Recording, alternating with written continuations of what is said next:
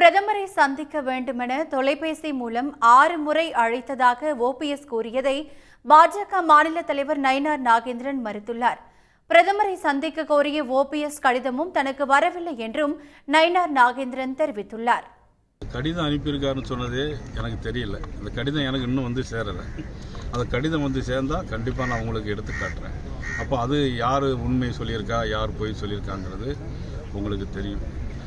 அதை இது எதையோ ஒரு குற்றம் சாட்டுவதற்காக ஏற்கனவே அவர்கள் ஏதாவது தொடர்பு இருந்திருந்தால்தான் இந்த மாதிரி ஒரு முடிவு எடுத்திருக்க முடியும் என்பது எல்லோருடைய கருத்தாக இருக்கிறது.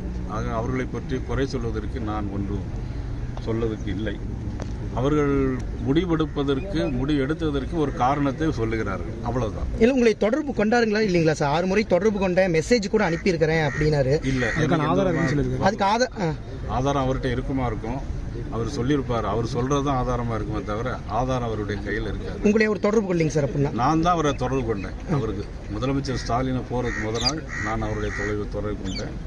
இதுக்கு முன்னாடி சட்டமன்றம் நடக்கும்போது பல நேரங்களில் அவர் என்னை அழைத்திருக்கிறார். என்னுடைய உதவியாளர்களை கூப்பிட்டு அழைத்திருக்கார். ஆனால் என்னுடைய உதவியாளர் யாரையுமே அவர் அழைத்து எனக்கு தரவில்லை. ஆக இது ஒரு குறையாக அவர் சொல்லியிருக்கிறார். நான் அவரை பற்றி குறை சொல்ல மாட்டேன். உடனுக்குடன் செய்திகளை தெரிந்து கொள்ள சன் நியூஸ் பெல் ஐகானை கிளிக் பண்ணுங்க.